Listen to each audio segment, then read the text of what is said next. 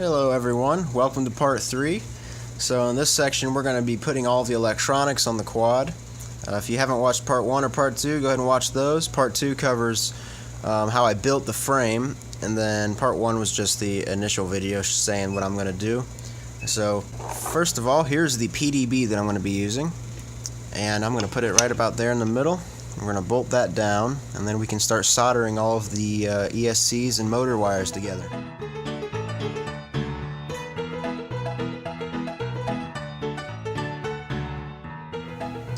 Alright, so I've got the PDB mounted where it's going to go, and I've got, these are the standoffs for the flight controller, and it will go on the top there. So now that we've got that in there, I think we can go ahead and cut the wires to length and start soldering all these connectors to the pads.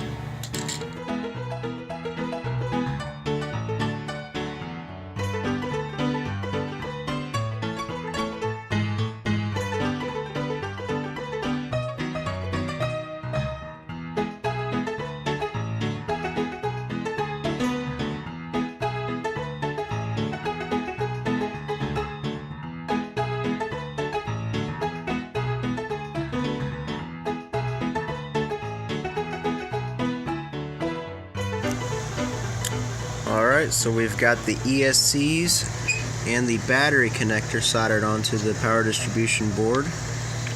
Next we're going to cut the wires on the ESC to the motor, and then we can solder those together.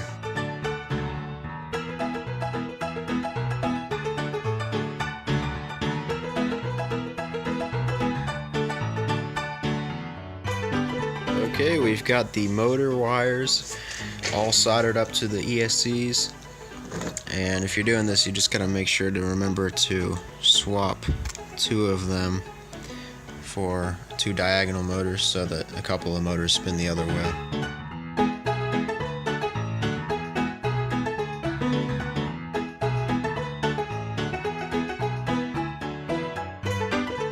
Okay, so the next step is to get the wire soldered up for the FPV camera and the FPV transmitter. So this is the wiring harness that I already made from my last quad. These 2 leads, red's positive, black's negative. It can go up to like whatever the maximum of the camera and the maximum of your video transmitter's voltage is. So then that just goes into a capacitor, and then it goes through a little ring thing with a bunch of wire wrapped around it. So it's basically a filter to filter out the lines from the ESCs, and both the video transmitter and the camera are after the filter, so they both should have clean power. So what I'm going to do is I'm just going to condense all these wires together and put a big piece of heat shrink around it to keep it all together, and then I'm just going to solder these 2 leads onto one of these positive and negative pads here, so it can get power directly from the battery, and that should work good.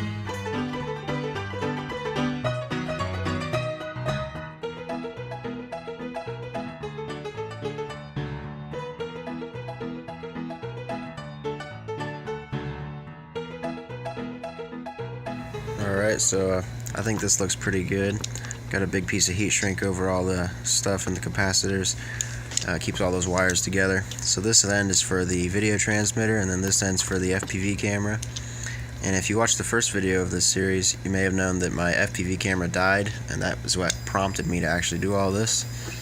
So I got a new one in the mail, and I got the Rotor Riot Special Edition one with a little logo on it and a big lens. So we'll see how that works out. It's the same camera, it's the Runcam Swift, so I didn't have to change any of the wiring or anything. So that'll work pretty good.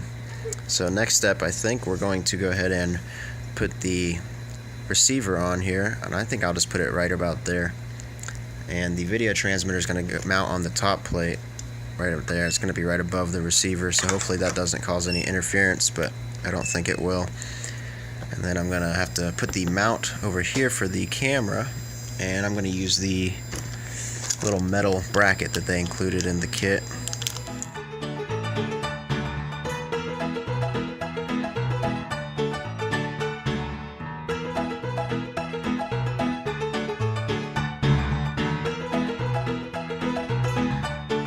Alright, so I've got the receiver mounted there. I just used some some of this sticky foam stuff.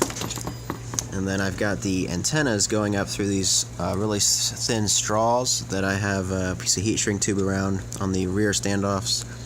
And then I drilled a couple extra holes in the top plate right next to where the standoff screw will go through to stick these straws through the top plate so it's not bent too much. And then I've got the flight controller mounted on there, and I've got it hooked up to the receiver. I'm using the SBUS port, so it's just got one plug with 3 wires.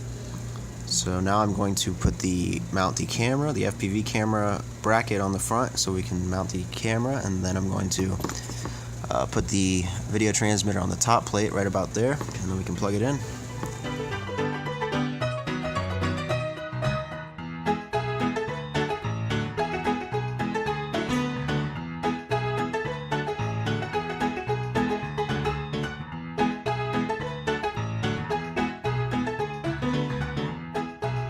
Alright, so as you saw there, I've got the video transmitter mounted on the top plate there, and then got the antenna coming out the back. I've got it all plugged in. I cut out some pieces of foam, one for this angle for the Runcam 2, which is going to be my recording camera. This is about a 20-degree angle. I may go up higher than that later on, but I've got my Runcam Swift Rotor Riot Edition mounted on there. I still have to adjust it to get it at the same angle as the orange camera. But then I've also got these foam pads on the bottom just to keep these screws from getting all scratched up. Gotta get on the flight controller and make sure that all the motors are spinning the right way and everything seems good. Since this is all the same exact electronics as my last quad, I shouldn't have to do any retuning or anything. It should just be about the same. I'm just gonna make sure that I've got all the motors going the right way, and then I'll put the props on and we'll take it out for a test. So I just checked everything on clean flight, and I did have 2 of the motors swapped, so I switched that, and we're all good now. All the motors are working. So I put the props on and got a battery on there. So this is what it'll look like when it's ready to fly. And now it's time for the moment of truth. See what the all-up weight will be.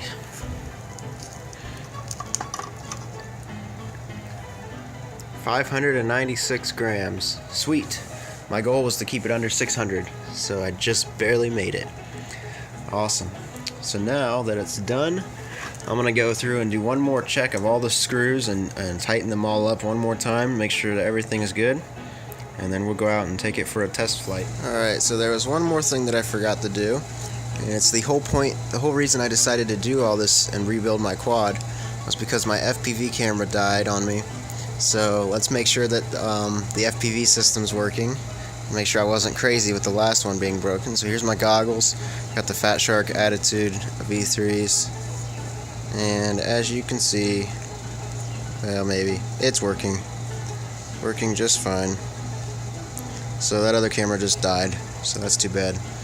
This is the same wiring harness and everything that my other camera was using. So we got this one working now, so good deal. Alright, we're ready for a test flight. As you can see, it's winter and it's cold. So let's make this quick.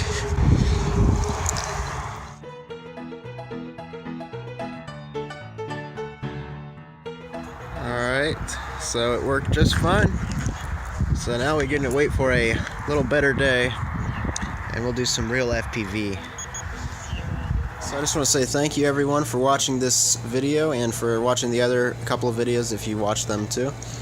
Hopefully this was interesting to watch or informative, or it's something at least. I had a lot of fun building this, so I can't wait for the weather to get a little bit nicer and we can do a proper FPV flight and test it out. I'm imagining that it'll fly pretty much the same as the other one, but I think it looks a lot better. And so here's the old one, all destroyed, lots of glue everywhere, and then a nice shiny new one. So thank you again for watching, and as you can see, I have a big mess to clean up now. That always happens when you build something. So thanks a lot for watching, and I'll see you later.